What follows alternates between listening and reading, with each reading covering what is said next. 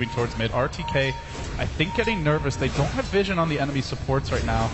In fact, the work that they have, you really see the lanes, and there's nobody laning top. Only S4 currently visible on the map. Kroki wraps around towards mid, gets the lane ward down. If nothing else, getting them some vision as well. RTK looking for the ancient stacks. Kuro may run into him, but he's alone for now. He needs backup if he wants to get this kill. The ping's coming out. They're going to try to close the gap. RTK even surges forward, and it's right into a cask. Oh, the aggression. It might be too much. The cat's not bouncing back. Can he get the neutral to deny RTK? He wants it, but S4 says no. Shuts the door and takes down RTK. And that was a level 5 Darkseer at 6 minutes. Pretty high level of experience, and well, 300 experience swing the other way. Yeah, and it just makes it even easier for S4 to lane against the Templar Assassin mid. He's not even doing a bad job. He doesn't really have any more jungle stance to go back on, but it is naturally harder for the TA to go for that.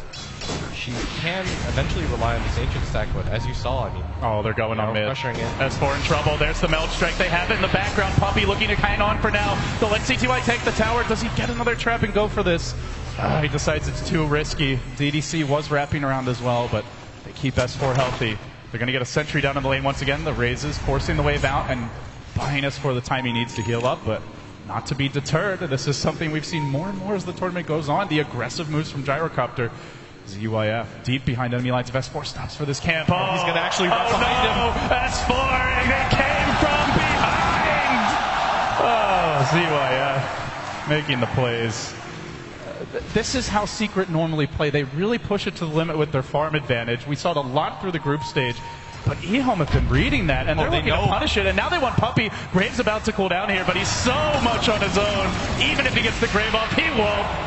CTY looks to lop his head off, but it's actually DDC, the man to get the last hit. It's that ward down here that isn't in vision of the sentry. Secret just naturally assumed if there was going to be a ward, it'd be on top of this cliff. But it's just out of range. They just spotted him all the way through. Or even more in the middle of the lane. You've got the sentry there as well, but both sentries just missing. They're chasing a bit for more. Uh-oh, Kuro in danger here. The cat's bouncing. Beautiful bounces for Kuro, but a follow-up trap, and they continue pursuit. In comes the anti-mage. RTK fairly low on money. He's going to surge his way forward. Still healthy in terms of HP, and they silence RTK, and they focus on time. 5 seconds to go. The Grave, I don't know if it's enough. He runs the other way. Last on attack, and they get out to blink. He makes it. RTZ survives. They surge. No vacuum. And now the turn. S4 marching back. He's got the move speed advantage. There's the casket. It's going to bounce once to CTY. That's all they need for DDC. One more auto attack. They pound him down. RTK also forced to run. Secret bouncing right back. They could have gone for an easier support kill, but they thought they had the bigger one. That juicy anti-mage and the well-timed Grave and the Blink just cooling down. EHOM, they get thwarted in their effort for the bigger kill. And that was perfectly timed, and if they had been successful with that, they could have denied RTZ a lot of time, could have made it incredibly hard for him to get back into the jungle. But with that play, all of Secret rotating down just to be able to protect their anti-mage and that jungle. The Grave was perfectly timed. RTZ waited out that blink for as long as he possibly could, managed to TP out at the last second instead of just running away, which I think was the correct decision. But CTY is going to do some... Oh, they want S4 now. This one's going to be hard to escape from. Call down hits him once. He turns for the raise. He does bring RTK to a 3rd HP, but that's not enough for the kill. EHOM. Again, the Gyrocopter really showing his flexibility here, Blitz. He can do it all. He can farm the stacks. He can pressure towers way earlier than a hero like Anti-Mage, and he can also take these fights, giving CTY time to clear out the Ancients. And the Radiant squad actually had vision of this, but they just don't feel like they have the levels or items they need to engage. The big one that it's going to be a while, and the analyst mentioned that this would be a hard game for Zai. It really hasn't been a great one so far. He's level 6, but the Blink's still 1,600 gold away, and without that, it's tough for Secret to initiate. Yeah, what they're waiting right now is on EHOM to overextend like they did at that bottom push, where they can catch them out, run them down, but I mean, that does rely on EHOM getting over-aggressive, and it's hard for Secret to really catch anybody out pre-Blink Dagger Axe. I think that's kind of the weakness of their lineup. They have a lot of counter-initiation, but their initiation game is incredibly weak, but they are putting a lot on RTZ right now. Because if this anti-mage gets incredibly farmed, they realize the type of position they're in. They can just play the split push game. He's done it before. He really has.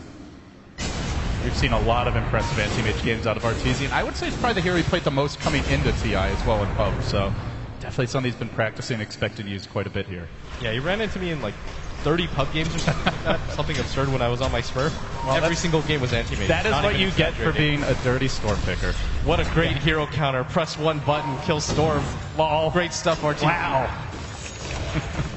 No salt here. Yeah, you're so salty. It's coming out of your pores, my friend. We just flame each other now whenever we pick heroes. Yeah. Well, you're hero pickers, so you both... You gotta be a random player nowadays to get respect. Yeah. And even then, if you random a good hero, you lose them. Exactly. You have to random bad heroes. I just happen to random Storm a lot, but yeah, eHome right now trying to put pressure on this mid tower. CTY here by himself. Pearl's gonna go for the cask. It's not gonna bounce at all though, and with that, any chance of a kill is gone. And it's about to be closing in on that next nighttime. You may see some moves coming out from eHome. You can already see the more aggressive trap placement in conjunction with these wards, and actually a very unique one in the trees here near the Radiant Tower mid. Not something you see often, but it's a cool trap to see a support trying to back somebody up. And as you said, Secret, they want eHome to come to them. And what do you know? eHome are coming to them, but will this end the way they're hoping? That's the question that remains to be seen.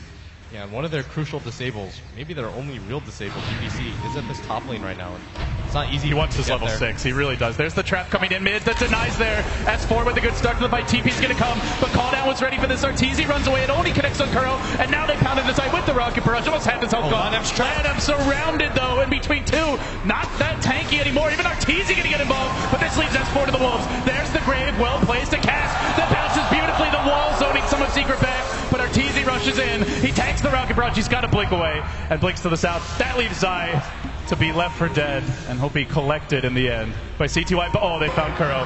He's way in deep. He does have a teleport scroll. Lift is ready, and they've also stolen the cast. They've got 2 ways to stop the TP. They'll start with the lift, and that's all they need. eHome, it just feels like they're the stronger fighting lineup right now. A pretty decent engagement from Secret, but just didn't have the firepower.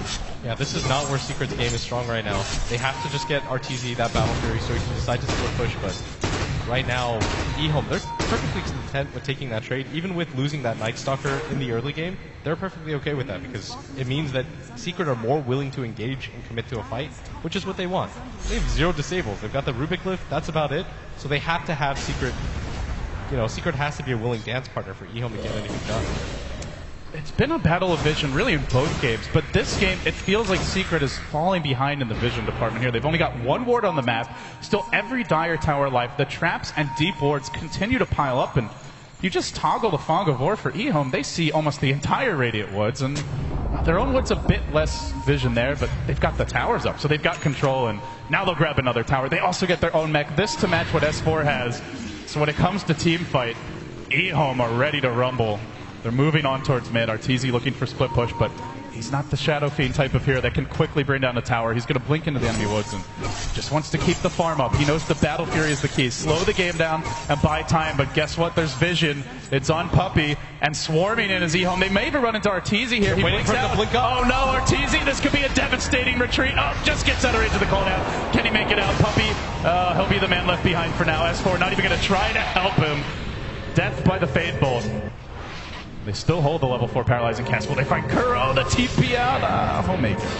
No vision on him, but the pressure mounts bottom. Arteezy. Oh, 43 HP. Now Kuro. Even when they survive, it's only barely. He wants this Battle Fury, but the pressure on the map is there for eHome. Yeah, they've got wards in their own jungle. That sentry to follow up too. It's pretty surprising that they decided to place it there, but clearly it pays off because they know if they're pressuring Arteezy's jungle, he's just going to rotate to theirs. So they're placing wards on both sides of the jungle just to make sure that the Battle Fury is slowed down as much as possible. And even if he gets to the Battle Fury, they want to be able to pressure him and just force him out of whatever section of the map he feels comfortable in. They're going to start to get aggressive real soon because CTY just 200 gold off of that Desolator, and once he grabs that, then Anti-Mage dies in those exchanges. He dies on probably 1 less hit. It's going to put even more pressure on Arteezy to be careful. Calldown will come top lane and they go onto S4 even through the mech. He may drop here. Requiem is baited out and they beat a retreat with the Requiem down now. Opportunity may beckon for eHome to move in even deeper. But you wanted to see pressure. They had a lineup that could rush in and put a lot of pressure on the map blitz, and we are seeing it through vision, through hero movements, through smokes, and again they're moving forward. Onto Kuro, back into the creeps. Cask is going to stop this. Maybe Zai can turn it around. He's looking for the call. He's almost got his blink. Can't quite find the opening. We'll see Arteezy also forced back. Battle Fury calling his name, and He is going to get it along with the Blink, but he's still got to farm that next item before he really comes online. In fact, they expect him to be at this camp, and Lanham is right about it. Arteezy silence, quick TP out. What a reaction, but not enough! CTY slams the door with the Deso, and we see the anti-mage, not the most combat-worthy hero this early on. He's just not getting the space he's accustomed to. Now the Blink forward side, trying to throw DDC back, throws at the Battle Hunger, he retreats, but good luck, my friend. Call-down's there, maybe? Should take down to this. No, the people! Don't tell me he lives! Don't tell me he lives! No mercy, he's dead. But that's just a Rubik. It's not too big of a deal in Secret. They do respond and finally get something off the map, and Arteezy, he's still a little bit further away from the Battle Fury than he wants to be, and eHome showing themselves on the map just so CTY can go for the solo Roshan. Finds a really fortuitous DD rune at the same time, and this is going to be such a huge experience lead and farm lead for him. And that's almost the Blink as well, if he wants it. And once he gets that Blink, it's going to be a guessing game for Arteezy, because if he misplaces his Blink, CTY is going to run you down and pretty much two-shot you. And he still doesn't have the Battle Fury, and I mean, the risk is, the issue is, if you hold the Blink, you start to lower your farming speed by a substantial amount. But at top, Zai's ready for this. They're looking for the jump in. They've got the Blink call. It's on to ZYF to go. The Death Ward to follow, but instantly canceled by RTK. Medical assistance has arrived, and they're going to turn it. eHome now hunting for S4. The TPL will be canceled. No Void. They got him. He's down as well. 3 crumble. ROTK, the man of the hour, saving his team and turning the fights in Arteezy now. He'll be pushed off the lane. He's not going to be allowed to farm. He still doesn't have the Battle Fury. It's on its way now. Boy, he's going to have to dig deep if he wants to turn this back. It's not even really the individual stars from eHome that are really making a difference. It's their supports. This ward allowed them to see the Axe jump